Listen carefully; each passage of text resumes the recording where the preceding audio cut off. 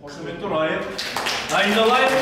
Ерал апамыздың ешкімге көрсетпеген сыры құпиясын дәл қазір барлық ел жұртқа таныстырайық. Маэстро.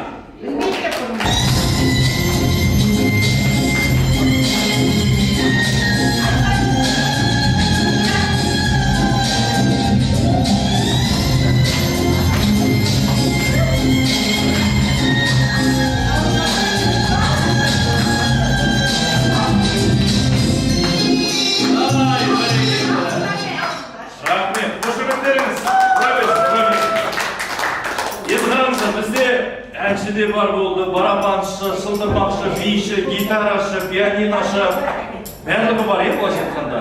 Енді біз бірге енді ән салмаймыз ба? Қалай қарайсыздар? Топтың аты қалай қоямыз? Топтың аты қалай қоямыз? Арман? Арман ба? Арман ансамблі. Дайынсыздар ма? Бейшісіменен. Бір бейшісіменен. Былайша айтқанда концерт нағыз ансамбль ғой. Дайын болсаңыздар бірге ән айтайық, қол соғайық!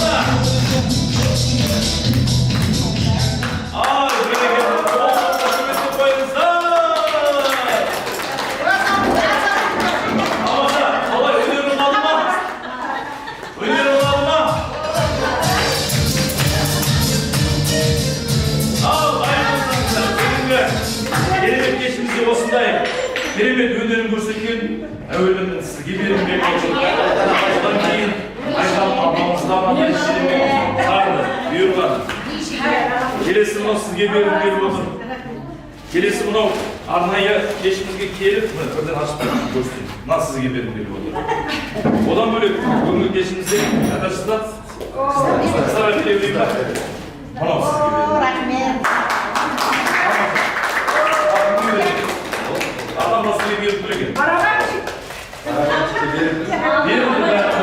Қошеметтеріңіз. Не деген бізге енді бұл жерде ешкім жұлдызда керек емес екен ғой, негізі. Орындауында бір ән ойында көрейік. Киіз басында. Тамаша. Тамашаны айтамыз.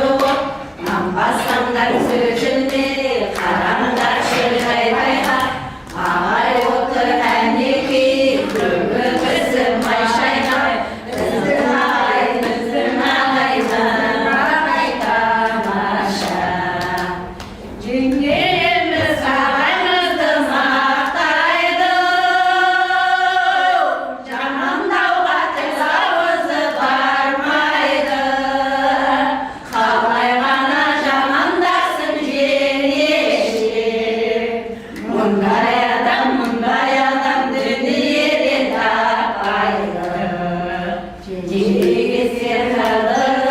кешкеледі сағырап, ағайлы отырады, шылпылдатып кір жуып, нанбасаңдар сөзілмей, қараңдаршы жайбайғап, ағай отыр әнеки, түбі пісім май шайқап, біздің ағай, біздің жағдай тамаша.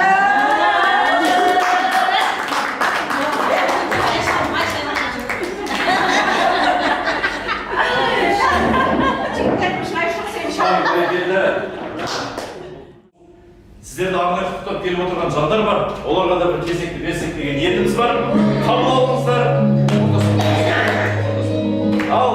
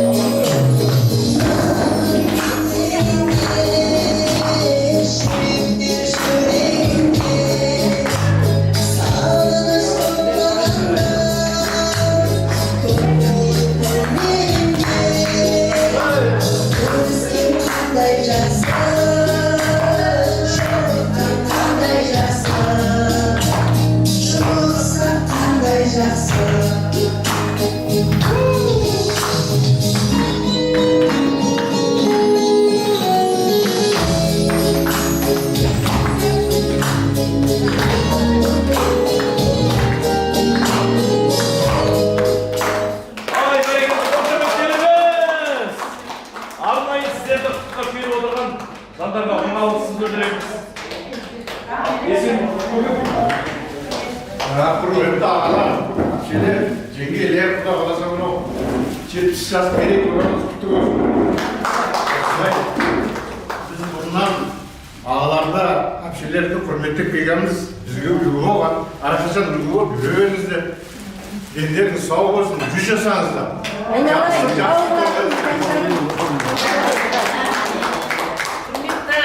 Ағалар, бүгінгі 70 жас алтын тойларыңыз құтты болсын. Дендеріңіз сау болсын, өмір жастарыңыз ұзақ болып, тағы 70-сін жасай беріңіздер.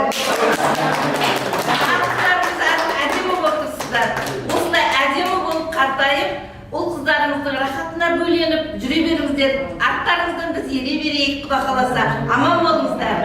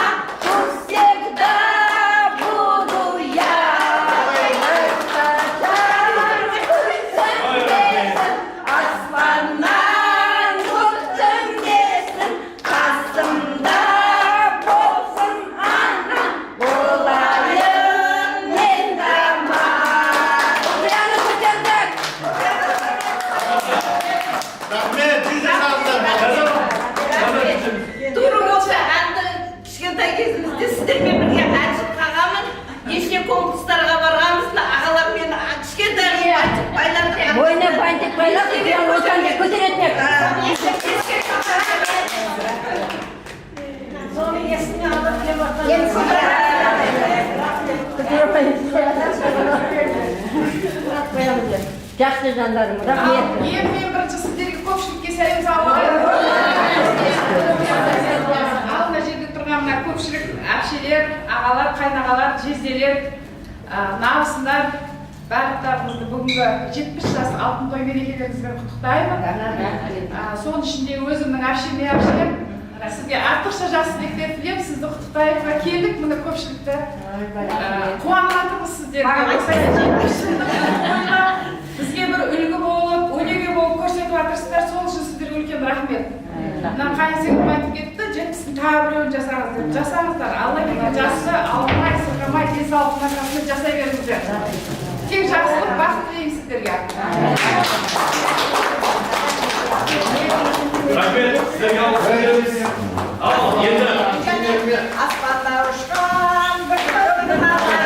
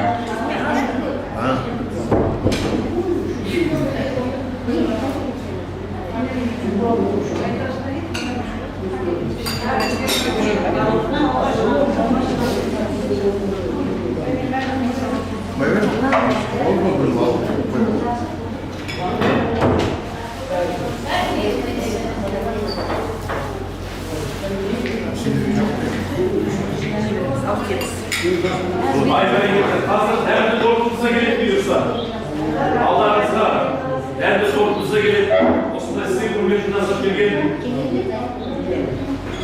ağalarımızga erkeklerimizge, dingelerimiz ülkenin ağlasını dileriz. Ama olsun, sizin hürmetliğin olsun olsun. Tamamsa, gelirse söz sözünü bilesek gelip niyetimiz var. Hep koyayım da. Bağlamımız o şuraya birbirimizi görürsün, kuantatınız. Енді осы тұста мына жақта артына еріп келіп отырған Мария, Айжан және Седеп әпшелерімізге сөз кезегін берсек.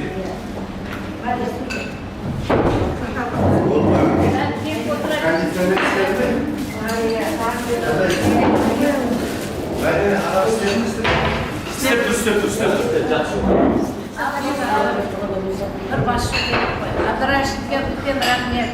Осы барлығын ұйымдастырып, барлығымызға жол көрсетіп жүрген басшымыз, Алла разы болсын.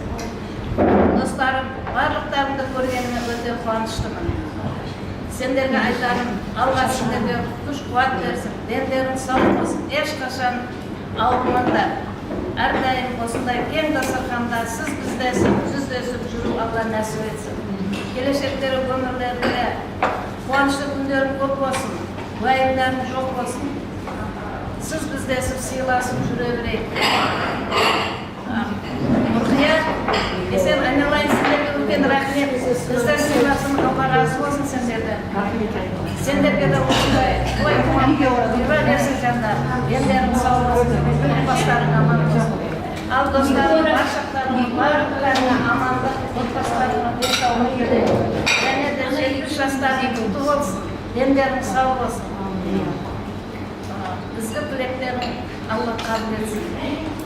Осындай кең дастарханда сіз бізге сыйласын, арта берсін, құрметіміз арта берсін. Өстіп ойнап күліп жүре берейік, денсаулықтың арқасында. Аман болыңдар. Айжан апай жалғастырасыздар ма? Болғандығымыз болсын бәріміздің. 70 жасымыз. Мына көпшіліктің игі тілегіне қосыламын. Тағы осы 70-ті тағы біреуін жасай берейік. Құда қаласа шөберелердің қызығын көрсетуді Алла нәсіп етсін. Мына орта толып отырмыз ғой, Құда қаласа ортамыз көбейе берсін бұларға. Мына дастарханды тек тойға жайылсын, жақсылыққа жайылсын. Сізбен жоғалмасын. Әрқашанда үстіп жаңағы абыройымыз артып жүре берейік.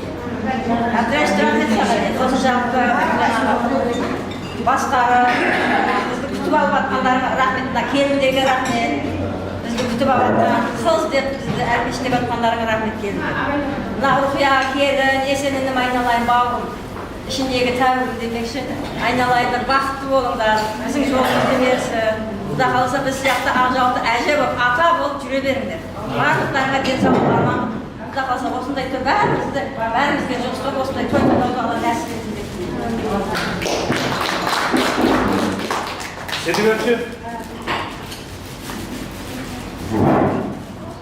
Мен айтамын деген сөзім бар, ұмытқам ғой. Билері. Қоғамдық дегендей, ендігі қалып қой естірейді. Бүгінгі отырысының себептерін ағасын 70 жасым. Бұрын 70-ге, 40-ға, 50-ге келді. Шешелерімізді, әкелерімізді келтіріп шалдейді деп. Сіз өзіңіз әлі келтіріп шалдейді есептемейіз ғой. 70 жасты өңіріңіздер бастады. Әкелер бастады, оны қоштадық бәріміз. Алла үйіртіп, сіздер үшін бәріміз бас қосып отырмыз, өте қуаныштымыз. Айналайын біздің бәрі өзіміздің таныстық шығады ғой. Мынау ініміз, анау жием Нұрлан айналайын. Көп рахмет кетіп қалды. Көп рахмет. Ол жаңағы сол Мәлик әпшелердің соларға елікте өскен адамдар дедік қой біздер. Оны әбекем үйінде отырғанда, өлең айтқанда көз алдымызға елестетеді. Мен домбырамды әкелдік, бакалашыманы ұрып айта береді. Жаңағыдай да, кәдімгі сақандай сол есіңізге түсіп бір толып жатырмыз бәрі. Сол кезектен келе жатқан дүние, бұл өмірде кім қалады? Құда қаласа, барлықтарыңыз алғансаңдар. Осындай сіз біздіңіз арылмасын, ортамыз толып. Мына кімдерге көп рахмет біздің балалардың келіндерге, келіншектеріне. Одан біздің күйеулерімізге де рахмет бәріне. Жібереді. Демесе ма? Отырысқа қосады, солар мақұлымызды кәкіргімізді. Сол сияқты. Аман болайық. Осындай отырысымыз көп болсын, еміз сау болсын. Сіз біздіңіз айырылмасын, әрқайсыларыңыз той болып, тойдың куәсі болып жүре берейік. Аман сау болыңдар.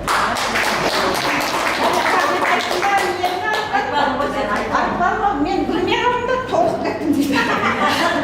Рахмет айналайын, мен бауырларым Есен, Рухия, Ләззат келім. Осы мен тойымды тойлап қойған январда барлығы. Тап қойған, пальтосын кигізіп қойған барлығы. Тағы бүгін кеп отыр ғой енді естім. Söz söyleyip dilek aytып, жақсылық тілегендерге де рахмет айтып. Бәрінің үйлерінде той болсын, отбасыларың аман болсын, бала-шағаларыңның, немерелеріңнің қызын көріп жүре беріңіз. Ең бір ішіндегі тамаша әлемді гүлдеткен тамаша бір көрініш болды. Бұл көресіздер әлі. Тиктокта бар ма, Инстаграмда бар ма,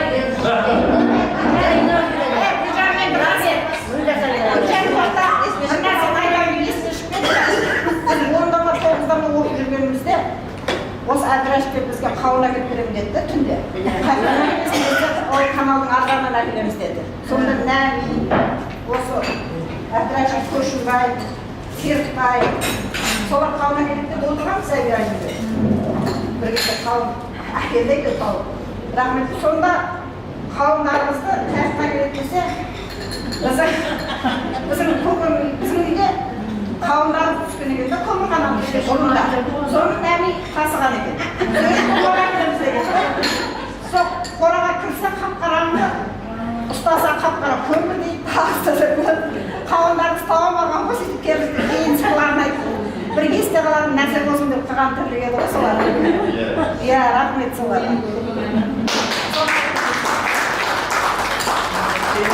Осы тұста неге Гүлбахар мен Айхан апаларыңызға неге сөз кезегі бермеске? Ол кісілер дайындалды ғой. Дұрыс па? Ол кісілер бар ма? Бар екендеріңізді білдіріп қойсын.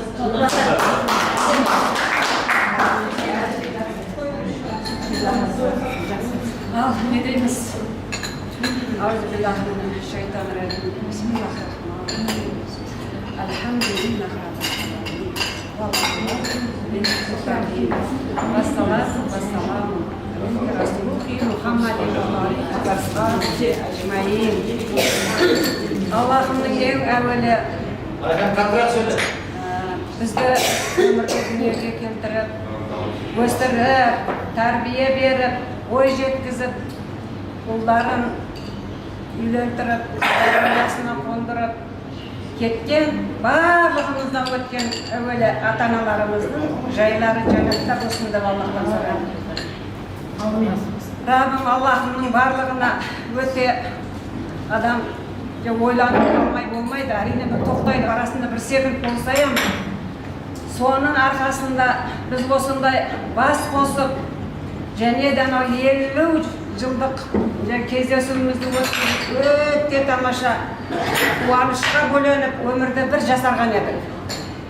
Енді мынау және де сол уақытта ниет қылып, Құда қаласа қатарымыздан кем қылмай, Алла бұйырса 70 жасты да бірге тойлайық деген бір барлығымыздан ой өтіп әңгіме болған.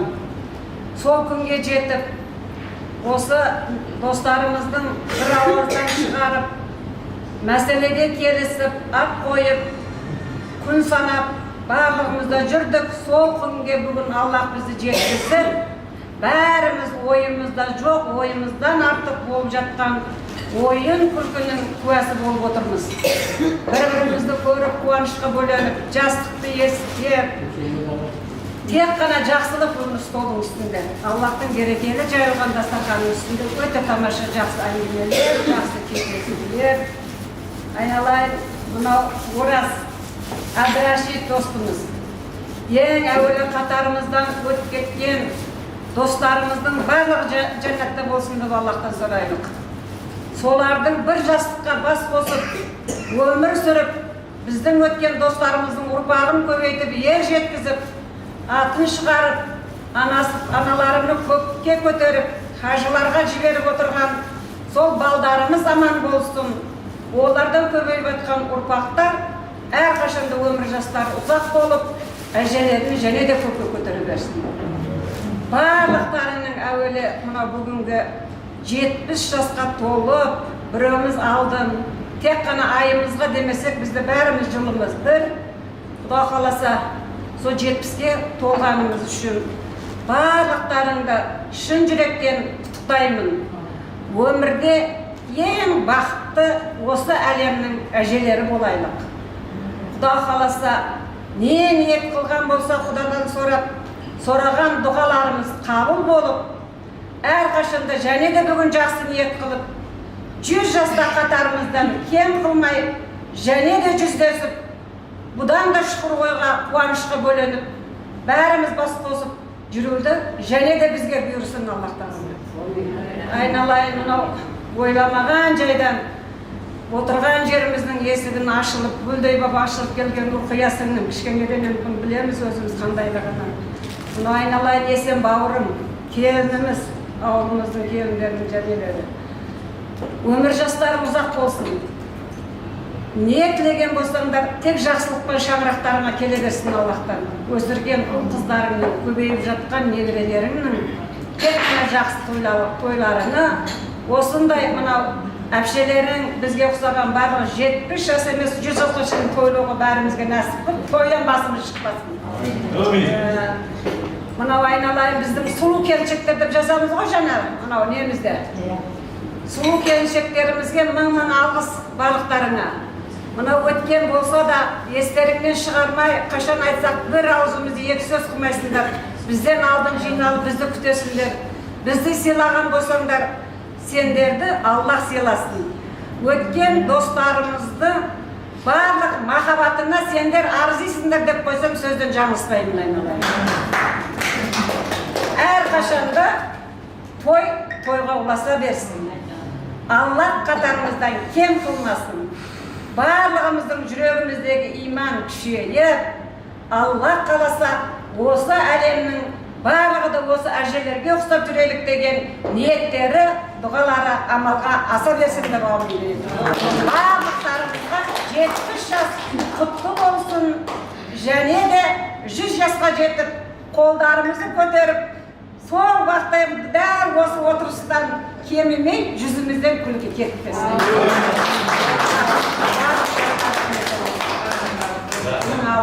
Тамаша, керемет тілектің куәсі болды. Гүлбахар апа, сізге де бір сөз кезегі береміз. Иә, сөз бергендеріңе рахмет. Міне бүгін жиналып отқан себебіміз 70 жасымыз ғой. 70 жасымыз бәрімізге құт болып келе берсін. Деніміз сау болсын, өміріміз ұзақ болсын, Құда қаласа әр үйге жақсылық тілеймін. Әр уақытта қызықшылық, молшылықпен жүрейік. Мына інім келіндеріме рахмет, бізді сыйлап келгендеріне. Рахмет, мен солар алып Енді айтамыз енді. Өздерімен өсіп өне беріңдер айналайын. Әр уақытта, мына достарым, әр уақытта сендерге денсаулық, аманшылық, жылдан жылға жақсы ниетте кездесіп отыруымызға Құдай нәсіп етсін. Барлықтарына денсаулық тілеймін. Қандай керемет тілектердің, қандай керемет ниеттердің куәсі болып, енді келесі кезекте тағы да бір Нұрлан ағамыздың керемет әнін тыңдасақ деген ниетіміз бар. Әуелет бәрін салайық, жар салайық. Өнерпаздар жақсыра тұрып шабыт салайық.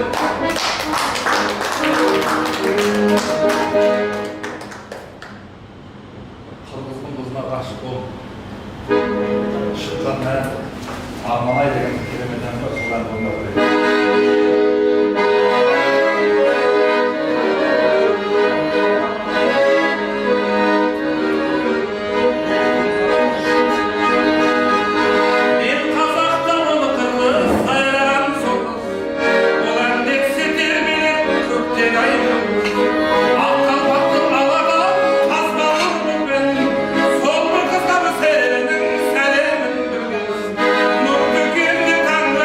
Şıdarcan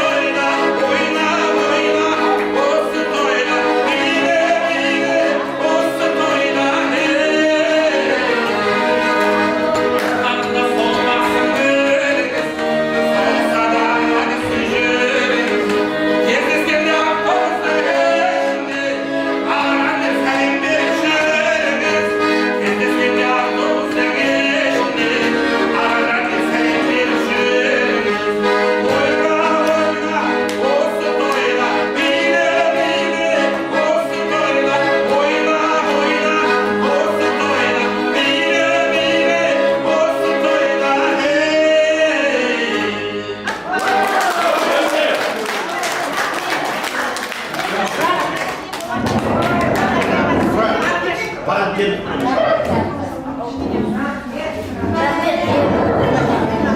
бізге рұқсат беріңіздер мынау есімде Түркиядан бізден жауап сұрап жатыр енді қайтайық дейді.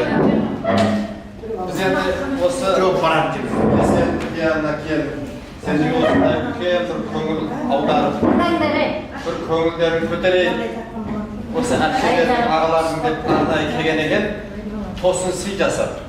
Соның үшін біз осы барлық біздің қолымыздың аттарына, әпкелердің аттарына, біздің ағалардың бір-екі жезделерің бар, солардың аттарынан үлкен алғыс айтамыз.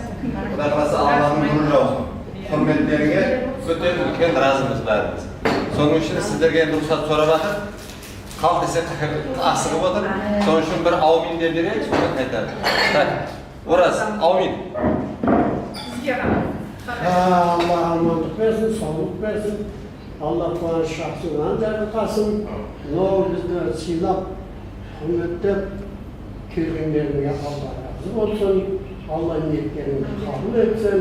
Sende de olsun da 70'ler nasip 100'den Allah diyorsa aşkım kör olsun. Осы отырымыз жұмысты болсын.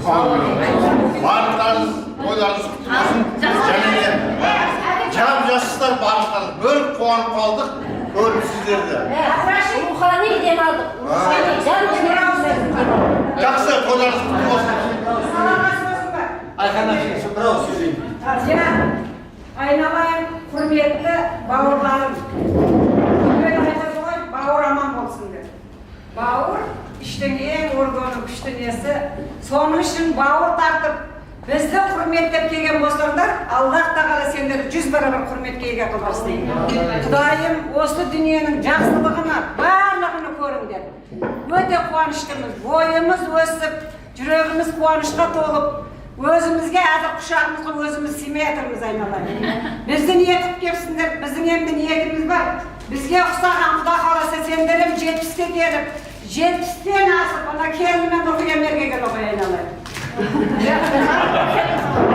Айтады ғой, жаңағыдайға шын жүректен ниет қылып келсе, берген несін ниет қылып алса, ниетіне жетеді деп мынау өзімнің қымбат достарымның алдында айналайын мынау шамада болып адалдықты тура жолға қоятын бауырымыздың алдында өз ниетімізбен осындай неге Алла разы болсын приз. Мен сендерді осы ұстамын. Сендерім 70-тен асып 100-ге кеп қойдым.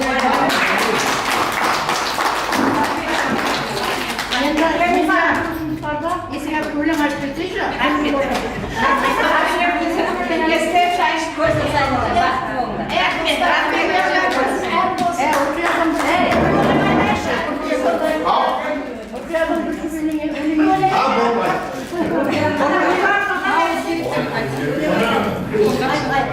Оған тамаша өлең айтып, бір өлең айтып кеткен.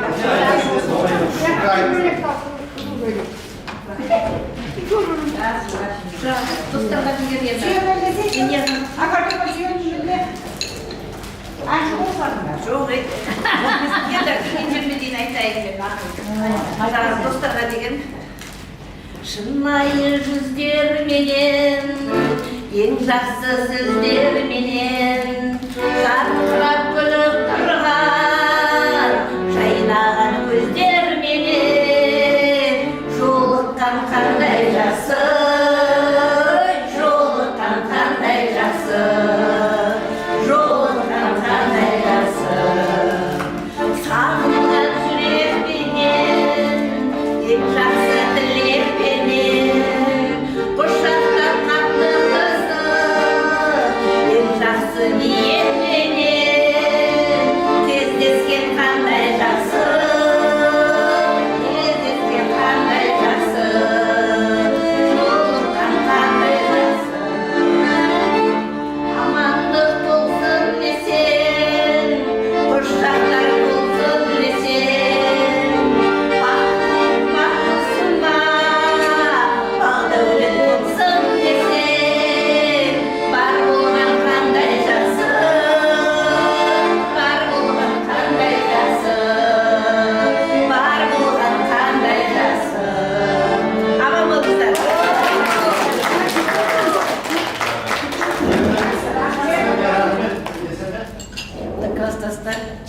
жылдықтарың құтты болсын. Жаңағы жылдан жылға аман есен жете берейік. Жаңағы кездесуді нәсіп қылсын да. Мынау ауырмайды демейік, ауырсақ та Құдай шипасын берсін. Сол ауырмайтын шайтан шығар, басқаның бәрі ауырмайды. Бірақ шипасын берсін. Сол жаңағы аман болайық да бәріміз аман есен жүре берейік. Кездесуді нәсіп қылайық. Енді эстафета мына келіншектерге. Келіншектер қысып аламыз десең. Жоқ, келіншектерге де жастар жетпіске жақындап қалғанды. Бәрі бізден 1 жас 2 жасқа кіші шығар. Бір 10 жас кіші ешкім жоқ арамызда.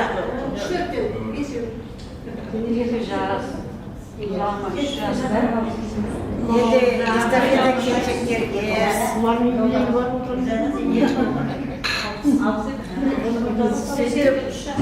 Аман болайық бәріміз. Аумин. Енді тағы кездесуді нәсіп қылсын.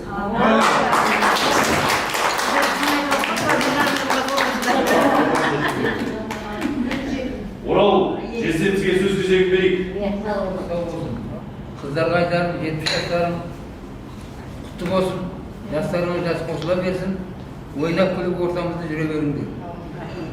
Еліміз, жұртымыз аман болсын, тек тойда жақсылықты жолғайық. Жақсылық үшін бас қосып жүре берейік. Ел аманшылық болсын, главный денсаулық болсын, бала өсіріп болсын, бала шағаларының қызығын, рахатын көре беріңдер.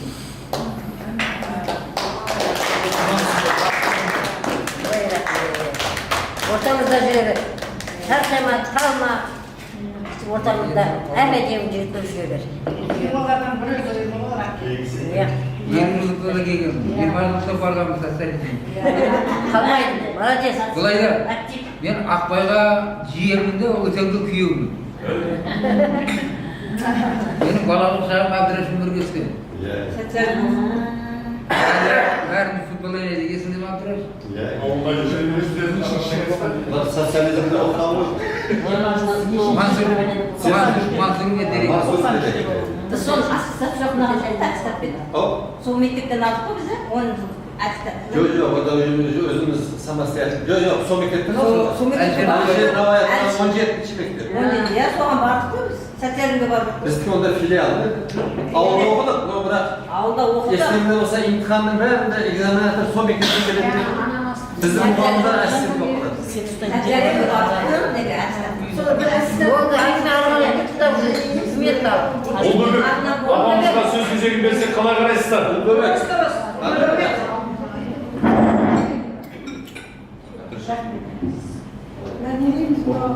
Әрбір жас ниет, жасы ниеттерді айтывасындар, көптіліктерге қосыларымыз. Әрқашанда осы 70 жыл той мерекелері құтты болсын. Жылдан жылға өстіп бастарымыз қосылып, әрқашанда тойлап жүре берейік.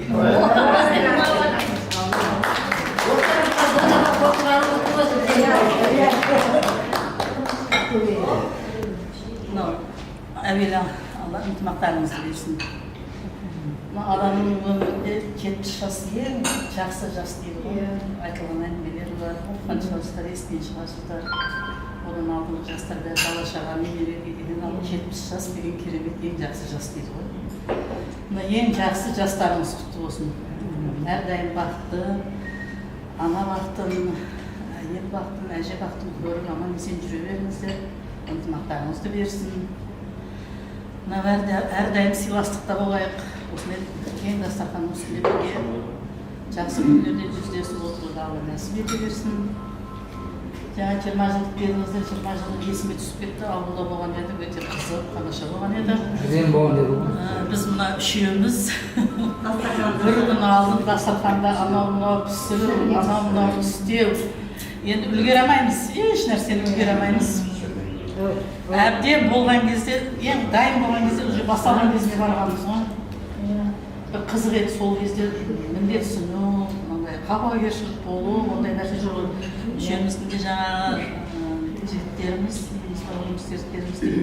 айтқанымыз заң еді, сыйластығымыз күшті ме еді білмеймін. Өте қызық төрт көзіміз түгел болған уақыт еді, сонда мынау әлі сол сыйластықтарымыз жалғасып келе жатыр. Ұзағынан бола берсін, әрдайым сыйластықта жүре беріңіздер.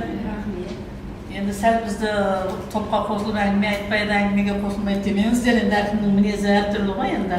Бірақ жаман көруден емес, сыйластығын жоқ деген емес, өзім сондай, характерім сондай. Қосыла бермеймін. Бірақ сіздерді әрдайым сағынып, көргіміз келіп тұрады, сыйлап тұрамыз. Отырыстарыңыз жалғаса берсін, біздер қалмайық. Бірге отыра берейік.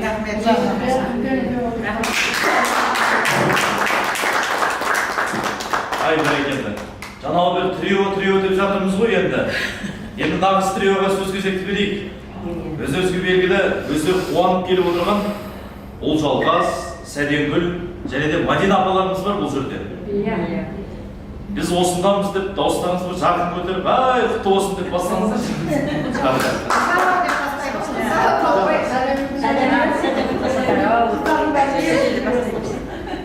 Төрде тұрсын ғой мен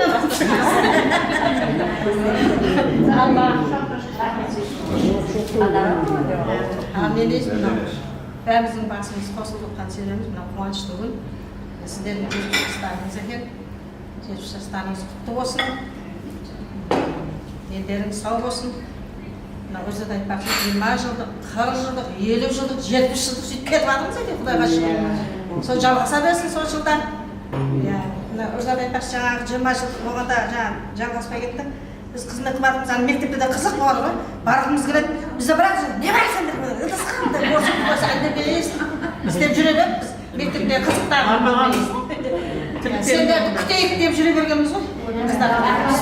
Сол мінезіміз әлі осы жалғасып келеді, сендерді күтейік деп күтіп жүрміз.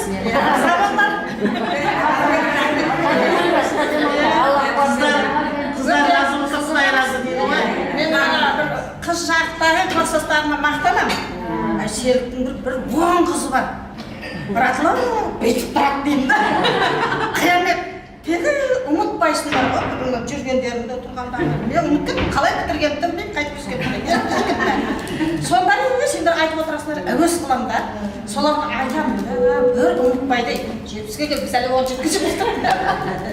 Соя көз демесін. Сендердің өрнек алайық. Төрге шыққан. Төрге шығарам. Төрге шыққан. 70 жастан ағда бұланда 70 жыл тойлап жүре берейік. Тойдан тойға жалғасын. Құтты болсын алсын. Бізге құрған қызметтеріңе Алла разы болсын. Рахмет. Ырза болсаң болды. Не деймін, жаңа тілектердің бәріне қосыламын. Сіздердің 70 жас мерейтойларыңыз құтты болсын. Осы балалық шақтан бәрін еске алып отырсыздар ма? Бұрынғы балалық шақтағы достарыңызбен бірге отыру осының өзі бір бақыт. 20 жылдық, 50 жылдық, 70 жас өте сіздер бір-бірлеріңізбен жаңағы ынтымақтарыңыз, бірліктеріңіз осындай қызығамыз да біздер. Біздер мектепте оқыдық, бірақ класстастарымыз бұндай отырыстар вообще жасамаған. Сіздерге қызығып қараймыз.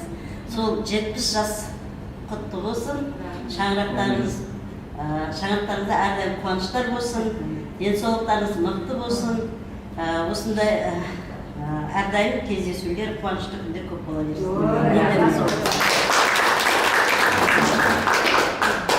Тілекті жалғап, Мадина апамызға. Мына қыз аруақ дейді ғой. Әр уақытта осы қыздарды сыйлайық. Тауға барамыз деп қуанып қалып, қайтадан таудан кейін отырыс болды. Бұйырғанда енді. Аман болыңыздар. 70 жастың тағы да екеуін көре беріңіздер. Көңілді, нұрға шашып жүре беріңіздер. Мына әбекеңіз шырылдап әйтеуір отырысты жақсылап істеп берейін деп. Мына жиен кеп отыр әйтеуір қызықтырайын деп.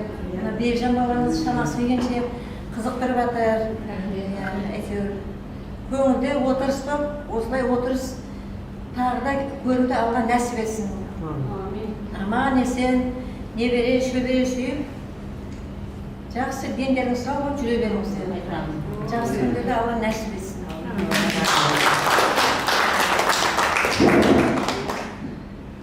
бәрекелді. Осындай тілектердің бәрін қайдан тауып аласыздар өзі? Жақсылап айтайын десең айта алмаймыз, осы сіздерге осылай айта алмаймыз. Тамаша, аман болыңыздар. Дұрыс айттыңыз, мен жете берейік. Сіздер де аман болыңыздар. Осылай бізді жол сілтеп, жөн сілтеп жүре беріңіздер. Біздің үйренеріміз әлі көп, айтудан жалықпаймыз, және де әлі де айтамыз. Енді мынау өзі бақыт дегенді әркім әртүрлі түсінеді ғой енді. Бақыт деген әртүрлі, бақыт біреу кешегі күнін бір бақытты деп есептейді. Ертең бір 10 күннен кейін, 20 жылдан кейін бір бақыт боламын деп есептейді. Менің ойымша бақыт деген дәл осы біздің сәтіміз деп ойлаймын. Әрбір сәтіміз әрқашан естелік болып қалады. Ал осындай сізді осы қыздардың, осы жандардың, осы класстастарымның, осы менің барлық достарымның ұмытылмас сәті бола берсін деп әрқашан да сіздердің қызметтеріңізде жүретін осы жерде жандар бар. Солардың топ басшысы болып жүретін менің әрқашан да аталы сөзге тоқтап, баталы сөзден өсіп өнген нағыз азамат, біздің жөн сілтейтін, біз әрқашан да міне біздің атамыз деп нағыз айта алатын осы жерде Әбдіраш атамыз отыр. Әбдіраш атамызға бір сөз кезегін берсек деген ниетіміз бар. Қазір бұның бәрі жұмыстың балдары да. Бүгін де жұмыс бұларда. Просто біздің осы сендерді де менің сөзімді қимай, бүгін жұмысты әбет уақытында келіп бір 2 сағат қызмет беріп кетейін деп еді. Әлде келгендеріне 3 сағаттан асып жатыр. Соған рахмет айтып жатырмыз. Соған енді әзір маған қорытынды сөз сөйлеңіз деп. Сөйтіп бізге жауап беріңіз деп жатыр. Сөйтіп бұларға жауап береміз, бірақ өзіміз отырады. Әлі екінші табағымыз бар. Әлі асықпаңдар, кетуді ойлаңыз. Бағана кеме жатып Гүлжан кетуге такси тапып қайдан шақырамыз дейді. Бастап дейін. Сөйтіп әзірше кетуді ойламай, беймалап отырыңыздар. Иә, керемет. Кеше осы жерге іздейміз ғой енді, қайыр отырса екен деп, дұрыс жер болса әйтеуір деп. Сөйтіп осы жерге келгеннен кейін бағанағы Рима деген администраторға, иә келіңіздер, қандай отырыс дейді. Менің ойымда класстастар деймін де, класстастар антаңда класстастар. Как будто бізде класстас жоқ дейді. Біз енді оларға үлкен көрінсе керек те, бір шал. Біз мен түсініп қалдым, біздің көңіліміз 40 жас деді. Сөз алдында бір-екі официант кішкене қыздар жүр ғой бана қызмет. Оларға бір-біріне тұрып класстас деп. Оларға бір еш түйіліп жатыр өздерінше. Сонда енді әр уақытта жас болып жүре берейік. Мен бағана әңгіме бекер айтпадым, тағы 1 жыл, жарым жылда бөлен шығарады бізді. Құдай қаласа сондай бір инициатива шығарғыш, көтергіш, жаңалық кіргіш, сондай класстастарымыз бар. Содан өте мен бағанағы қуанамын да, мақтанамын, көп жерде. Осындай дендеріміз сау болсын, ынтымағымыз жақсы, жараса берсін бір-біріне. Өте керемет отырыс болып жатыр. Менің өзім ойымша. Енді ләжі барынша қызықтыруға әрекет жасап, мынау Бекжан баламыз естігеннен болды деді, мен қызмет қыламын әпшелерге, ауылдың әпшелеріміз болса деді. Мына жерде мына жігіттен бөтен емес, өзіміздің асардағы, сол жердегі қызмет жүрген жігіттер деді. Олар да келіп жүрген қызмет қылады. Мына жерде бағанағы кім еді, мына әнші. Мынау әнші баланы бәрі шет жағасын біліп отырсыңдар. Менің емкен Мәлика деген әпкемді танисыңдар. Соның баласы, жаңа жиен. Бұған да біраз айтып еді, болды тағат. Алдында 1-2 үйлерде жүргенде ән айтқан сендерге. Ой, ол әпшелерім болса мен бар қызметті қылайын.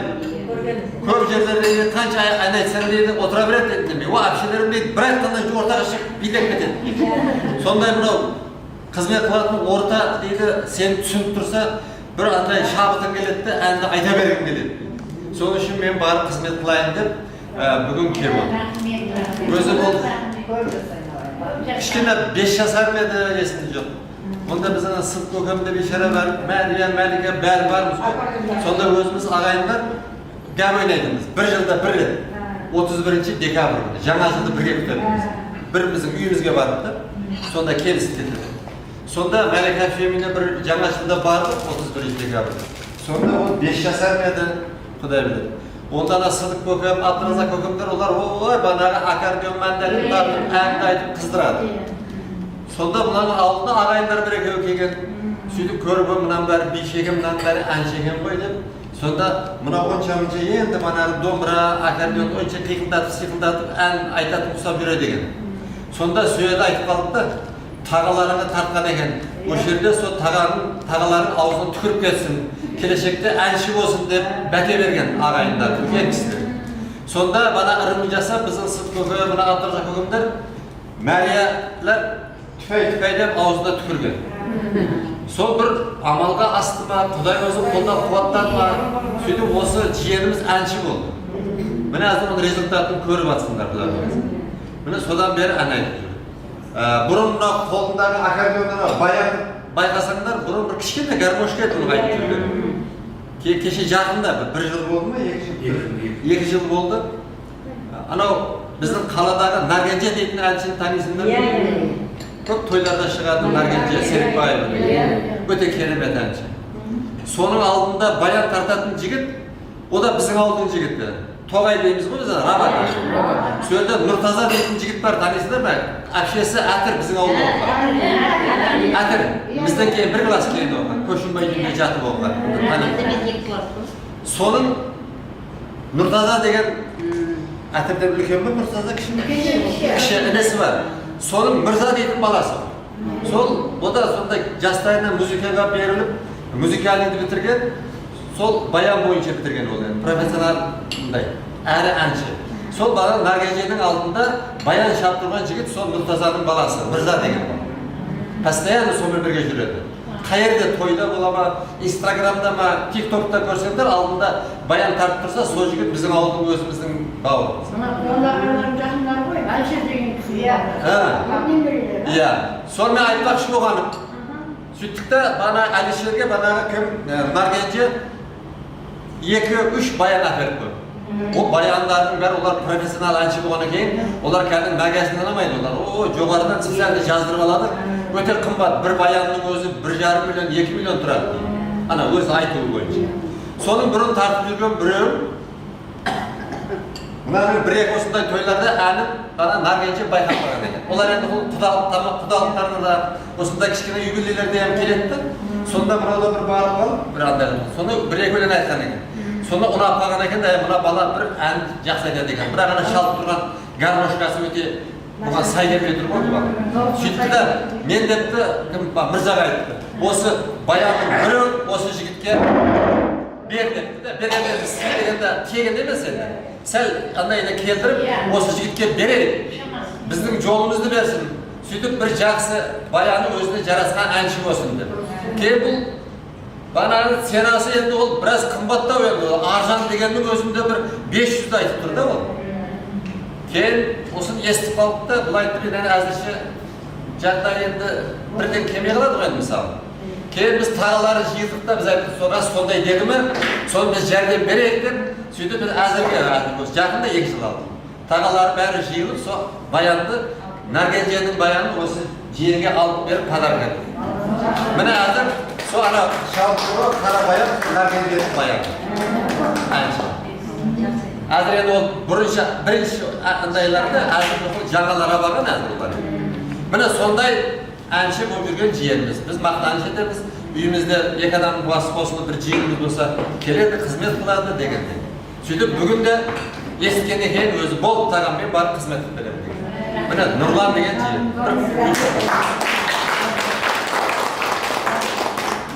Және айтатын жағдай мына ораз тамырымызда звондадыңыз сразу. Сен анда ел ұзыртқа армақып қап едім. Келеме қап едім. Я был обещанным бетіме тепетейді бар. Sana кейінгі шегіне келді. Иә. Мен өзі сөйлегенде шаптық кесіп қолым істеп кетеді да, біраздан кейін 2 аяқ істеп кетеді. Ораз тамырымыз ескені кейін бұла бір қуанды ғой. Маған тағы бір мүмкіндік туылды. Класстастарымды көптен бері көрмеген едім. Мен обязательно барамын күнін айтмағанды. Сөйтіп мен 2-3 күннен кейін күні белгілі болған екен, бір күнге тоқтағаннан кейін оған айттым, жұмысымның бәрін тастап келемін деп. Уәдесін тұрып мені келді. Рахмет. Келіп бағана кімді біреулер танымай қалды. Мен бәрін таныдым, бұлар мені танымай қалды. Ана біреу наған орыс беріп жүргенде. Сантехник пе деп. Сондай еді қызық. Ана біз ел ұзыртықта сондай болдық, дұрыс па? Бірімізді танымай дегенде кейбіреулерді. Сондай бір қызық. Сондай отырысымыз көп болсын біздер. Öte tamaşa. Bunda bağına kelgen inelerimizde, kelinlerde bärligi şu köp sırtımızdan aytады, biz әуес кыламыз deydi. Sendirge qarap deydi, boy tüzemiz deydi. Sendirge qarap jugustu bolsun dep hareket kılamız deydi. Mine bir yılın özünde bizning avuldan bir 20 yıllık var, bir 50 yıllık var, bir 40 yıllık var. 20 yıllık bizning baldarımız koy endi olar. Bilmeyim, solar avulda telmenge var ötküzemiz dep anday var. Plandaşlar var.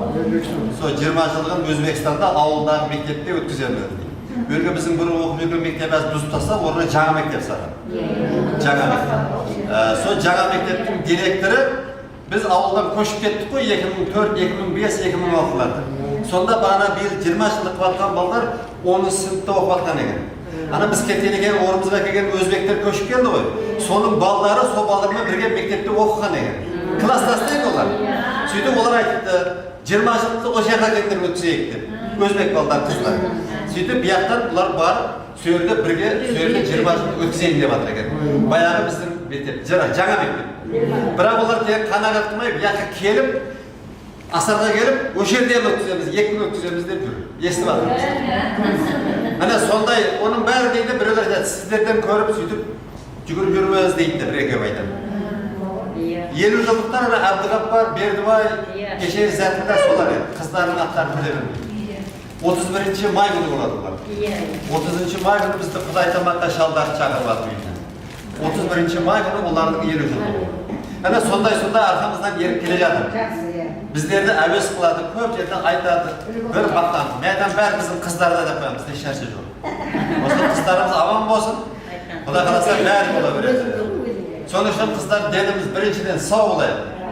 Oynayalım. Evet. Avatım yaptım. Buna kız tanıştırmadın diyeceğim. Bu bizim kızımız, neveremiz, Gürcədanın neveresi.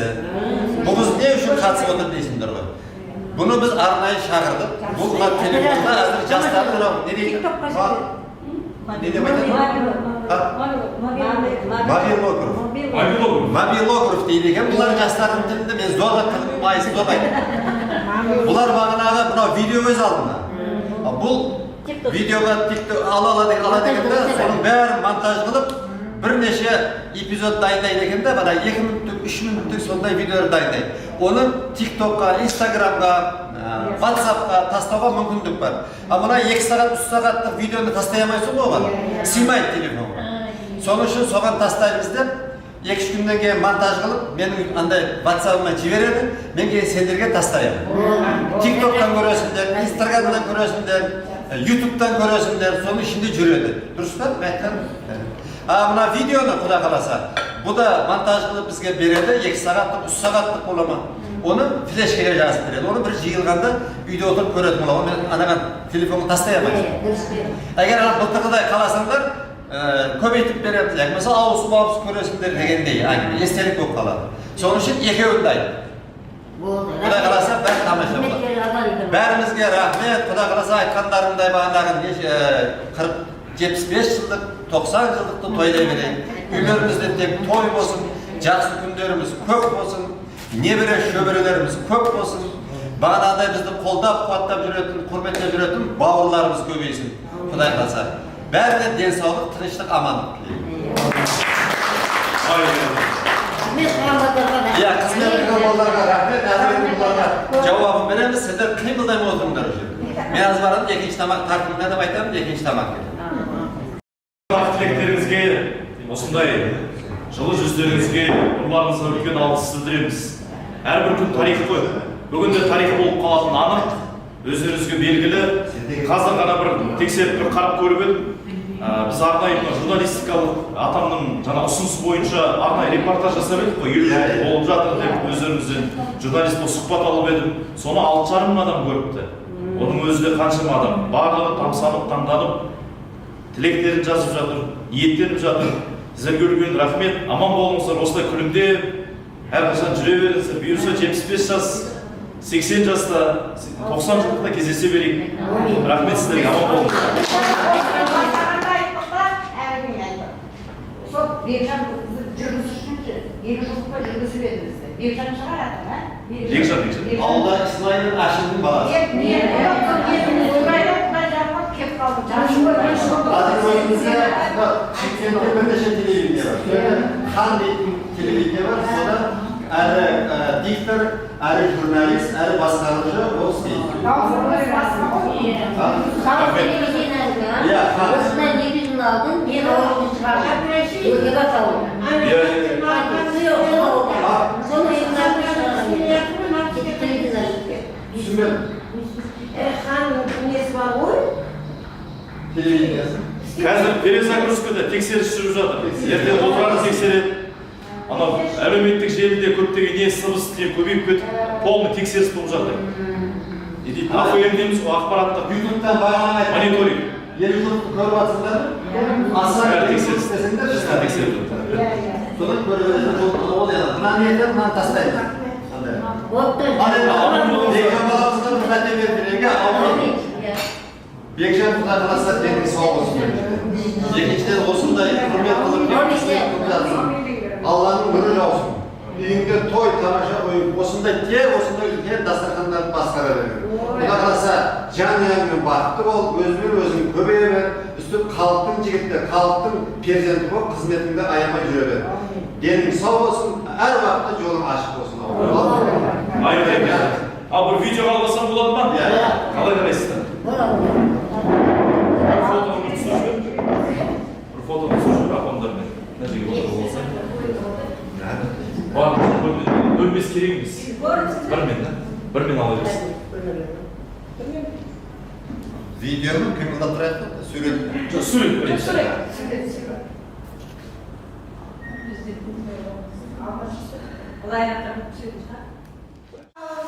Киіз басу.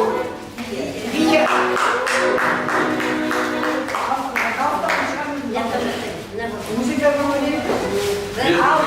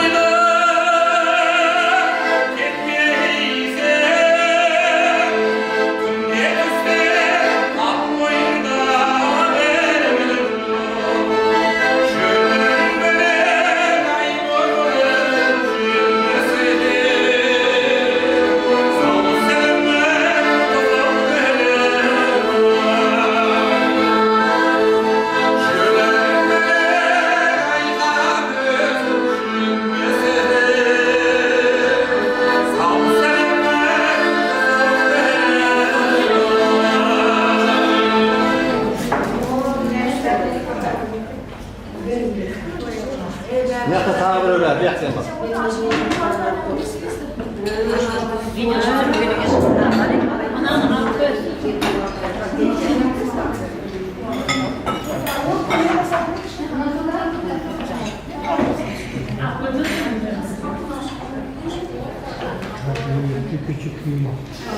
Otu can turan, soğumasın.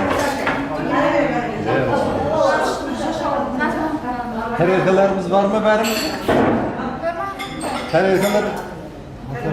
Anne de bir mayda tereyağı sıymayın mı? Ha, hakim de tereyağı. Bana at koymasın.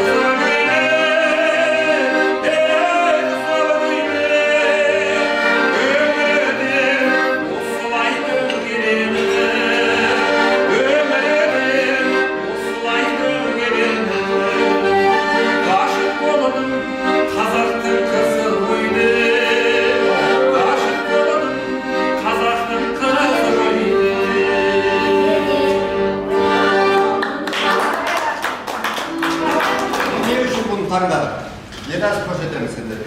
Ananın cazığı var edi, süreti var edi. Sonuçta ol başka şey. Bu bunların içinde bir ademi gülü var ekan.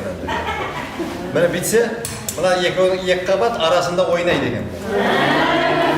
Bırak düşüp ketmeydi. Böyle. Yok onu almayısın bu niye nasıl? Yok.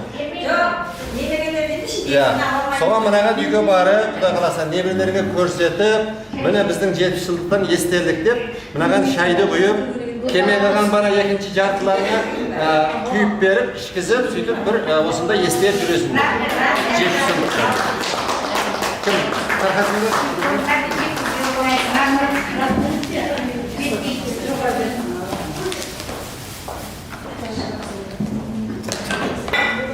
Mına men öz kolumdan orazga taptım. Ana kızlar tarqatып aldı, bir-birine bärini arkadan qaragан.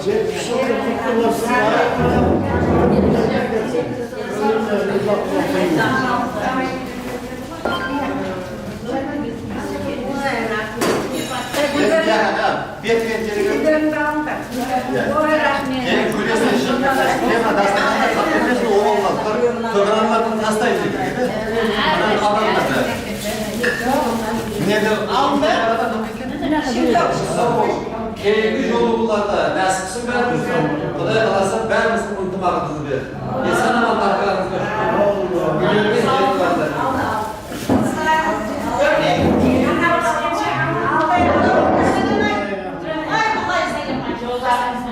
Yollar olsun. Hoş bolunda, soğuk bolunda.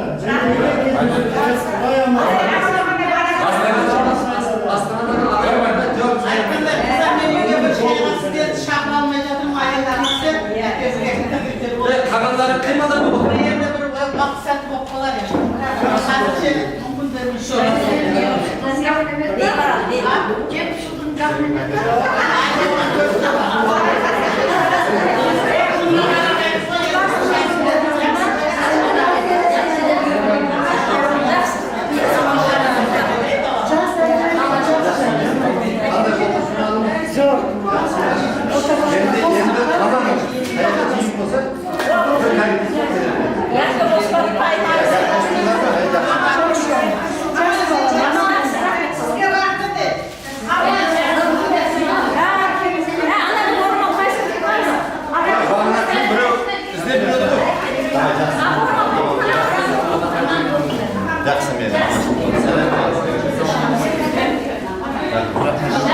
Sen de